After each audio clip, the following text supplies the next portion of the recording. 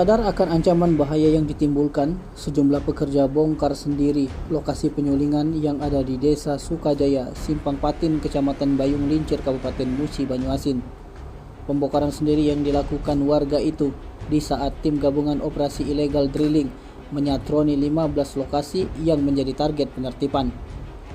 Hal itu disampaikan PLT Direktur Ditreskrimsus Polda Sumsel AKBP Putu Yuda Prawira yang menjelaskan saat tim gabungan mendatangi 15 lokasi penyulingan itu didatangi warga setempat yang turut membantu proses pembongkaran.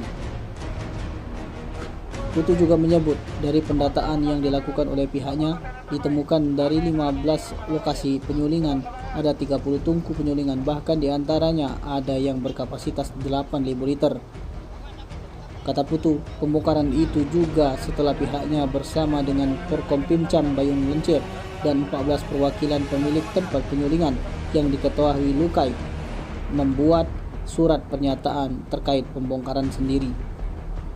Tim gabungan mendampingi dan mengawasi para pemilik illegal refinery bersama masyarakat sekitar pada saat melakukan pembongkaran secara mandiri.